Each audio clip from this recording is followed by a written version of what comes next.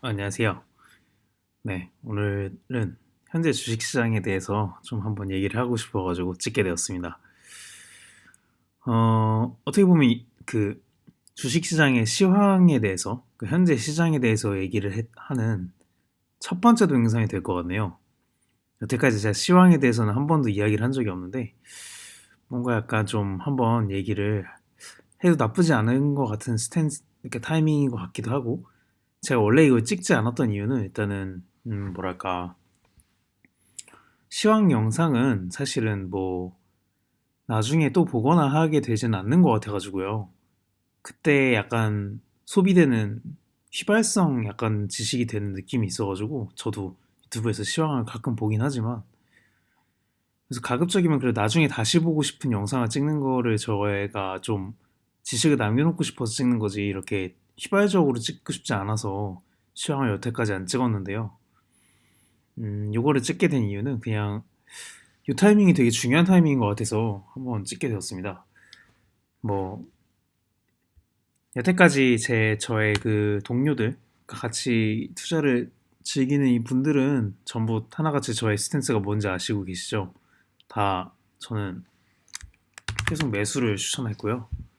네, 지금도 그 생각은 변함이 없고, 저는 그리고 지금부터가 저의 생각이 어떻게 보면 검증을 받을 수 있는 변곡점이 될 수 있는 시기가 왔다고 생각합니다.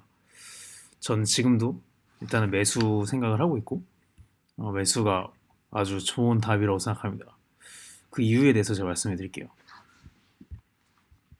일단 지난번에 그 내재가치 밸류에이션 편에서 얘기를 했듯이, 그 대형주의 주가는 채권 이자율과 시장의 PER, 그러니까 대형주의 주가가 시장의 PER이죠. 얼마나 고퍼가 되느냐의 얘기죠. 근데 이거는 채권 이자율, 즉 기준금리와 연관이 된다는 말씀을 지난 시간에 드렸습니다. 그리고 이게 결국 연준의 거시경제 스탠스에 따라서 대형주의 주가가 결정이 된다고 말씀을 드렸고, 즉 소형주의 경우가 오히려 그 일반적으로 말하는 그 기업만 보고 하는 투자에 더 적합한 투자 방법이다 라는 말씀을 드렸었어요. 시장의 영향보다는 기업 자체의 어떤 이 기업이 커지는 속도랑 더 관계가 깊어가지고, 소형주 같은 경우는요. 하지만 대형주는 이제 시장의 스탠스에 따라서 PER 조정이 있을 수 있다, 이런 말씀을 드렸죠.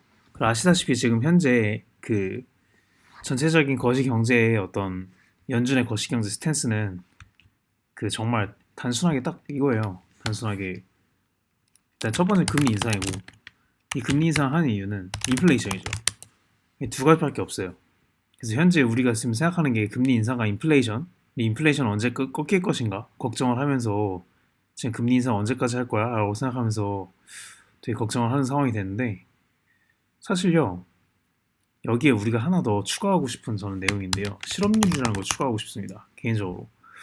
그, 왜 이거를 제가 추가했냐면요. 일반적으로 그 대공황이나 이런 게 올 때 금리 인상을 하면서 인플레이션이 오면서 실업률이 같이 높아져야 되거든요.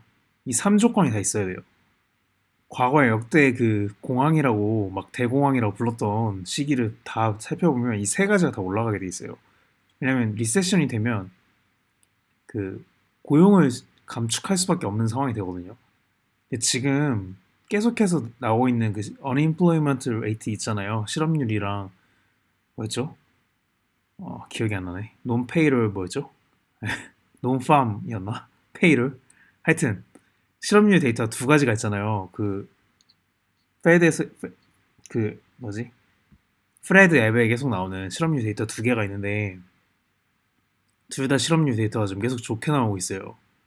그러니까 한마디로 얘기해서 고용이 너무나 완전한 고용 시장으로 좀 가고 있는 상황이거든요. 그러니까 연준 입장에서 지금 현재 금리 인상을 안 할 이유가 없는 거예요.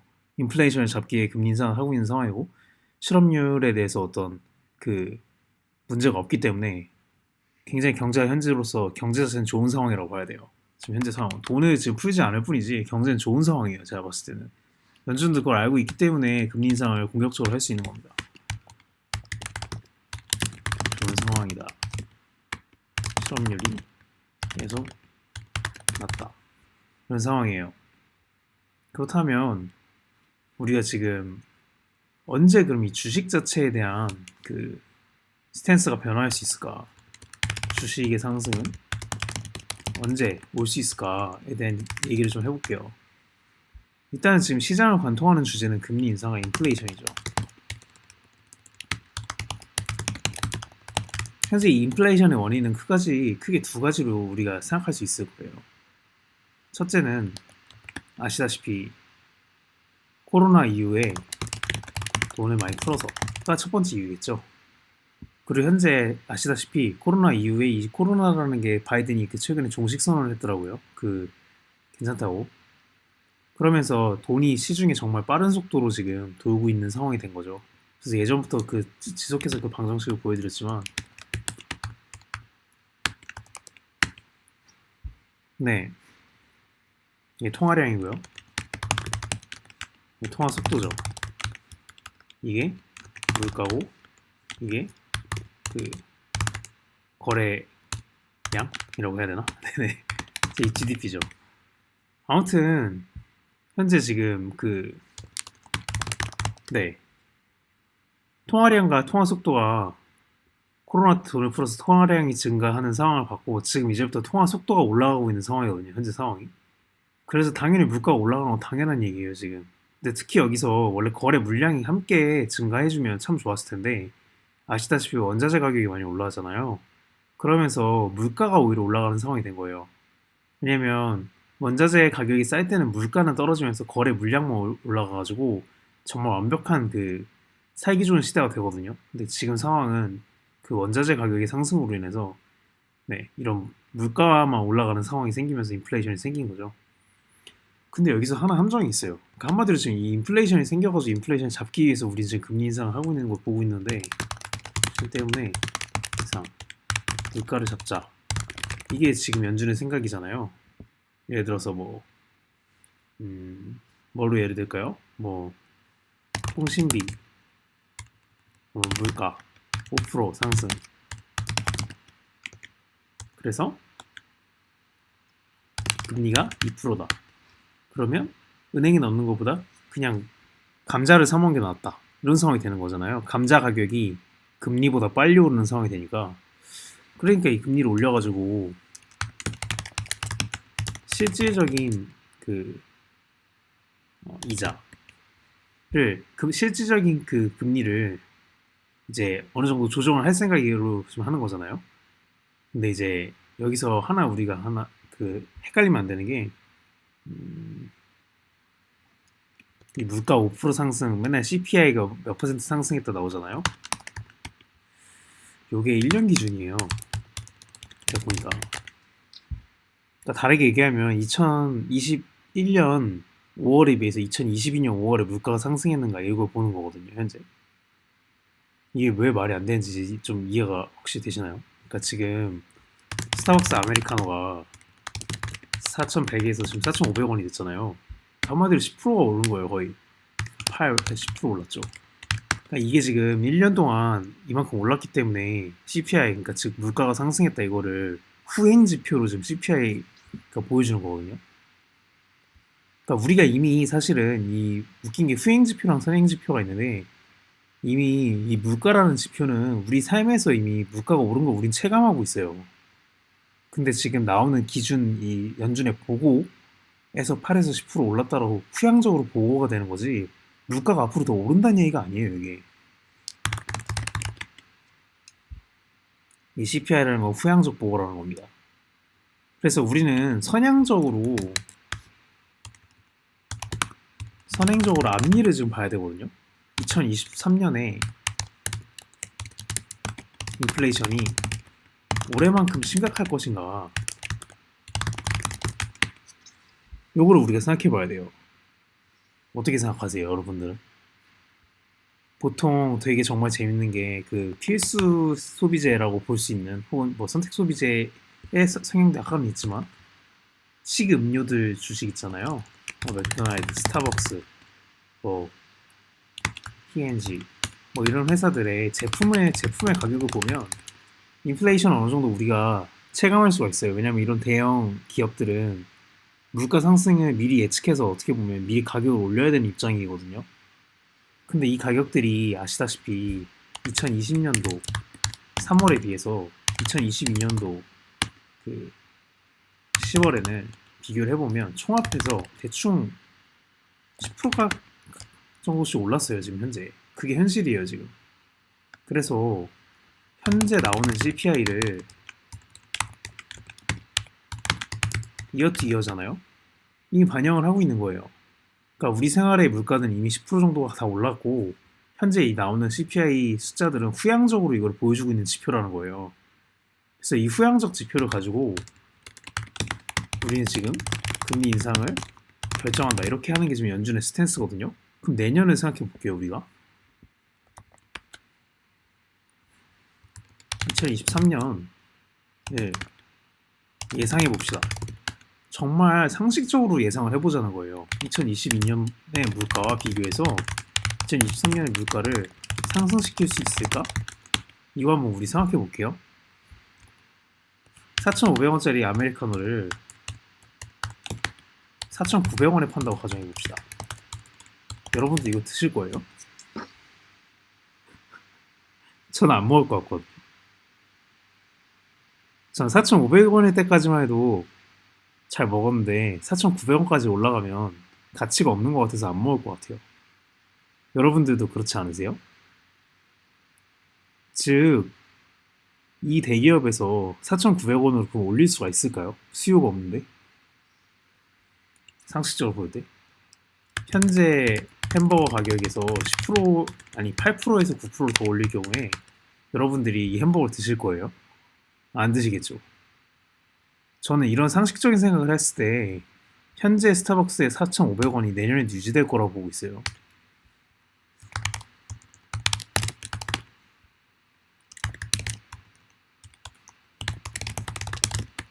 이렇게 가정을 해보면 2022년과 2023년을 비교해 볼 때 CPI가 몇 프로 정도 오를까요? 거의 안 오르겠죠. 이게 저의 생각입니다.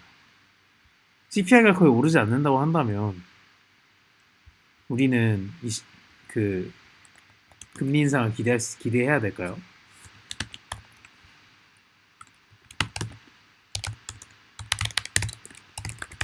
대비해서 안 오른다면 금리 인상을 더 해야 할 이유가 있을까요? 없겠죠. 네. 즉 금리 인상은 저는 2023년에 2022년만큼 할 필요가 없다고 생각합니다. 개인적인 저의 생각이에요. 근데 아마 연준도 그렇게 생각할 거예요. 왜냐면 연준도 제가 아까 말씀드린 이 지표를 보고 결정하거든요. 인플레이션이랑 실업률. 이것들을 보고 금리 인상을 할지 말지를 결정해요. 같은 지표를 보고 눈이 같고 어느 정도 생각이 비슷하다면 거의 같은 해석을 하시겠죠? 우리는 그러니까 선행적으로 볼 때 2022년에 CPI를 보고 올랐다고 금리 인상을 할 거기 때문에 그 공포감으로 지금 주식이 떨어지는 상황인데 2023년에도 금리 인상을 더 파격적으로 할 거라는 말씀들도 하시더라고요. 그렇게 보이지 않아요. 저는 개인적으로. 상식적으로 생각했을 때 그렇다는 거예요. 이 근거를 봤을 때. 필수 소비재 그 대형 회사들이 가격을 올리는 거 보면 인플레이션의 상태를 반영한다고 저는 생각하는데 이미 다 반영이 되어 있고 4,500원짜리를 이미 선행적으로 올린 상황인 거죠. 4,100원짜리를. 그렇기 때문에 2023년에 5,000원으로 올릴 수는 없어요. 5,000원이면 아무도 안 먹을 거거든요. 그래서 결국은 내년에 CPI는 Y2Y, Year to Year로 계산이 되기 때문에 CPI가 2020년, 22년도와는 굉장히 상이한 결과가 나올 거라는 거예요. 그래서 결과적으로 금리 인상도 올해만큼 할 수는 없을 거라는 거예요. 해봐야 뭐 1% 올릴까요? 네. 적어도 기준금리를 6%로 만들 수는 없다고요. 현재 3.75, 3.25 뭐 이 정도로 알고 있는데 더 올릴 수는 없다고요. 그런 상황입니다. 그리고 연준도 아시다시피 대공황 때는 금리 인상이 되면서 인플레이션이 되고 실업률도 증가했다. 이 세 가지가 다 증가한 게 대공황이거든요. 근데 실업률은 현재 너무나 안정적이에요. 고용이 완벽해요, 지금 현재. 네. 그렇기 때문에 현재 시장은 정말 굉장히 아이러니하게도 일반적 경제학자들이 그 상승시키길 원하는 게 GDP거든요. GDP를 상승시키는 게 경제학의 목적이에요, 원래. 근데 GDP를 상승시킨다라는 거는 실업률을 낮춰가지고 이 거래 물량과 물가를 이제 온전하게 함께 올리는 약간 그런 형태를 말을 하는 거거든요. 그러니까 이 GDP를 모든 사람에게 나눠주는 작업. 이게 지금 원래 경제학자들이 하고 싶어하는 일이에요. 그래서 실업률이 현재 낮기 때문에 저는 어, 문제가 없다고 생각합니다. 경제가 굉장히 안정적이라고 보고 있습니다. 그런 상황이고 현재 그러면 언제 주가가 오르나를 말씀드리면 항상 경제가 호황인데 주가가 떨어지는 상황은 제가 여태까지 주식을 해보니까 느낀 건 뭐냐면 이 상황은 정치적인 불안정성이 있을 때 이 현상이 생겨요. 지금 대표적으로 이 정치적인 불안정성은 두 가지 포인트가 있다고 생각을 하는데 아시다시피 첫 번째는 러시아 우크라이나 전쟁이고요. 둘째는 미국의 중간선거예요. 근데요, 이 얘기 꼭 드리고 싶은데 러시아 우크라이나 전쟁과 미국의 중간선거는 굉장히 밀접한 영향을 가지고 있어요. 이 두 개가 굉장히 관계가 없다고 느낄 수도 있겠지만 사실은 이 서로 엮이고 엮여 있는 이 설명 나중에 또 다시 드려야 되는데 사실 이 두 개는 굉장히 한 통 속의 사건이에요. 사실은요. 그래서 현재 미국의 중간선거가 11월에 있거든요. 그래서 역대 중간선거 이후에 주식이 오른다라는 얘기가 굉장히 많죠.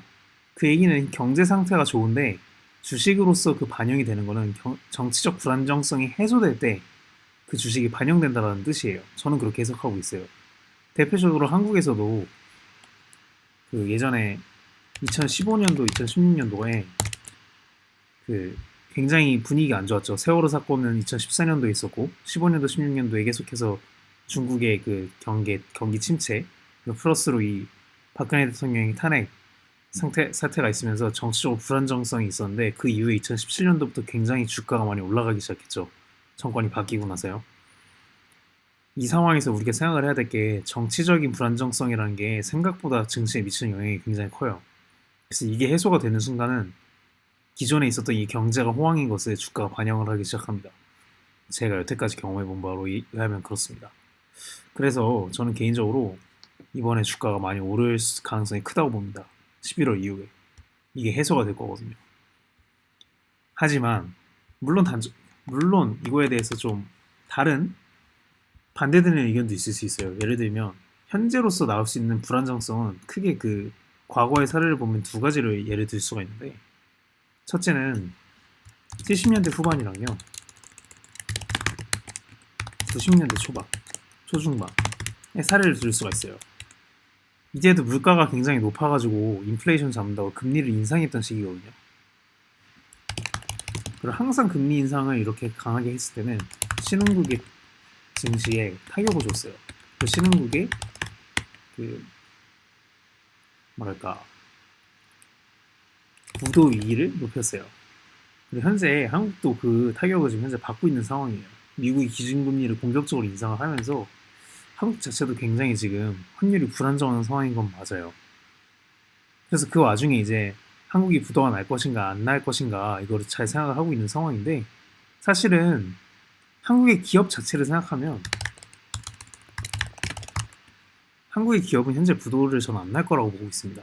왜냐면 한국의 기업이 굉장히 안정적이에요. 제가 봤을 때는. 대표적으로 우리 증시의 거의 3분의 1을 차지하는 삼성전자, 뭐 하이닉스, 엔솔 이런 것들을 그냥 합친다고 생각해 보세요. 여기들의 지금 이 세 가지 기업이 망할 확률이 있어 보이시나요? 전혀 없거든요. 그래서 사실은 굉장히 안정적이라고 봐요. 다만 아시다시피 가계 부채의 문제가 있죠, 현재. 가계 부채의 문제가 있어요. 그래서 만약에라도 무너진다면 부동산부터 무너질 확률이 굉장히 높은 상황이고 대부분의 가계는 부동산으로 지금 그 자산을 보유하고 있잖아요. 그래서 부동산이 무너질 가능성은 굉장히 있고 이게 무너질 경우는 사실은 우리가 정말 상상하기 싫겠지만 IMF 때 사실은 그 이후로 굉장히 대기업들이 전부 다 독점하는 이 상황이 굉장히 심해졌잖아요. 이 양극화 현상이 더 심해질 가능성이 굉장히 크다고 봅니다. 저는 개인적으로. 돈이 있는 사람은 현금을 지금 이미 쌓아두고 있었던 사람들 입장에서는 정말 낮은 가격에 줍줍을 할 수 있는 기회가 될 거고, 기존에 이 부채를 많이 짊어지고 있던 사람들은 폭발했을 때 굉장히 위험한 상황이 되지 않을까라는 상황을 보고 있고, 그 결과는 아마 올해 11월 미국 중간선거를 기점으로 환율이 안정화되는가, 위험자산 선호 현상이 가속화되는가, 결과적으로 원화 강세가 되는가, 나아가 사우디나 중동, 그러니까 중동, 러시아, 미국의 석유 및 천연가스 시장에 대해서 어떤 안정화된 어떤 그런 안정화가 될 수 있는가, 이게 핵심이라고 보고 있고요. 이게 만약에 굉장히 좋은 시나리오로 간다, 정치적 불안정성이 해소되고 위험자산 선호 현상이 생긴다고 한다면 아마도 현재로서 러시아의 천연가스를 계속해서 수입하는 건 불가능해진 상황이 됐으니 미국의 셰일을 다시 꼭지를 틀 때가 되고, 그리고 또 이 말씀도 해드리고 싶은데요. 천연가스를 저는 지속해서 굉장히 오랜 시간 분석을 해봤는데 현재 미국의 천연가스의 채굴량이 굉장히 줄어든 상태예요, 사실. 그러니까 지금 사실 꼭지만 틀면 천연가스를 정말 미친 듯이 뽑아낼 수 있는 게 미국이거든요. 그래서 이 원자재 가격을 안정시키는 게 그렇게 어려운 일이 아니에요, 미국 입장에서. 왜냐면 셰일 꼭지만 지금 더 틀면 되는 상황이거든요. 왜냐면요, 19년도부터 사실 20년도까지요, 심지어 기존에 있는 천연가스를 태우고 있었어요. 없애고 있었어요. 너무 많이 남아가지고요. 그래서 꼭지를 완전 꽁꽁꽁 닫아둔 상태였어요. 20년도랑 21년도 거의 그 20년도 말까지. 그런데 21년도부터 이제 다시 틀려고 하니까 사실 꼭지를 다시 트는데 시간이 걸리거든요. 그래서 지금 그 시간이 걸리는 상황일 뿐이지, 그리고 친환경 정책이나 이런 게 있어가지고 꼭지를 틀지 않았을 뿐이지 틀기 시작하면 굉장히 빠른 속도로 천연가스를 뽑아낼 수 있다는 거를 말씀드리고 싶어요. 그래서 현재 이 에너지 가격도 장기적으로 24년도, 25년도로 생각해보면 전혀 문제될 게 없어요. 저희 생각은 그렇습니다. 그래서 그런 생각에 반영을 해가지고 워렌 버핏이 지금 옥시를 계속해서 담고 있잖아요. 천연가스랑 석유를 뽑아내는 그런 이유가 있다고 저는 보고 있어요. 버핏이 봤을 땐 미국의 셰일을 다시 꼭지를 틀 때가 됐고, 다시 여기서 이걸 뽑기 시작하면 러시아 의존도를 줄여도 상관이 없다라는 거를 이 사람 확신을 가지고 있는 거예요, 현재. 그렇게 보고 있습니다. 그래서 그렇게 될 경우는 다시 꼭지를 틀고 옮기게 되겠죠, 배로. 그래서 한국의 조선주나 이런 것들이 아마 오르지 않을까라고 저는 생각을 하고 있습니다. 물론 저는 조선 업종을 하지 않고 있기 때문에 이쪽에 대해서 제가 뭐 해박한 지식이나 이런 게 있는 건 아니지만, 항상 금리 인상 시즌과 어떤 인플레이션, 그리고 원자재 가격이 올라가고 원자재를 실어 나르는 시기가 됐을 때 조선주가 굉장히 주도주가 돼서 04년도부터 07년도까지 많이 올라갔거든요. 이때도 금리 인상 시즌이었어요. 그리고 이때도 신기하게도 버핏이 04년도에 에너지 주식을 매수하는 시기였습니다. 굉장히 유사한 시기였고요, 경제학적으로는. 물론 그때는 이제 뭐 러시아와의 전쟁이라기보다는 중동과의 문제가 있었죠. 01년도에 쌍둥이 테러가 있으면서요. 아무튼 그렇습니다. 그래서 저는 정리를 하자면 현재 경제가 굉장히 뭐 침체다, 난리가 났다 하는데, 그 경기 침체의 3요소 중에 인플레이션 자체는 현재 Y2Y로 봤을 때는 문제가 있어 보이지만 사실은 문제가 없다고 보는 게 맞다고 생각하고, Y2Y, 이어이어이기 때문에 2023년도는 해결이 될 것이다. 이게 제가 생각하는 요소고요. 실업률은 현재까지 문제가 없었고 거의 안정고용에 다다르고 있는 굉장히 좋은 경제학적인 상황을 보고 있기 때문에 결과적으로 금리 인상을 하기는 어렵다고 보고, 금리 인상은 이 Y2Y를 봤을 때 인플레이션이 2023년에도 심각할 경우 해야겠지만 그렇지 않은 확률이 크기 때문에 설명이 드렸듯이 필수 그 소비재들의 가격 변동을 봤을 때 그렇다고 보고 있고, 그렇기 때문에 정치적인 불안정성이 해소되는 순간 증시는 다시 금리 인상의 불장을 보게 될 것이라고 저는 확신합니다. 네. 기존의 역대 04년도부터의 증시나 그 이전에 90년도의 증시를 봤을 때 항상 그래왔기 때문에 더 봅니다. 그래서 오늘도 저는 싼 가격이 있으면 꾸준히 매수하시기를 추천드리고 싶습니다. 탄탄한 주식을 선정해서요. 네, 여기까지입니다. 굉장히 25분이나 찍게 됐는데 들어주셔서 감사합니다. 네, 고맙습니다.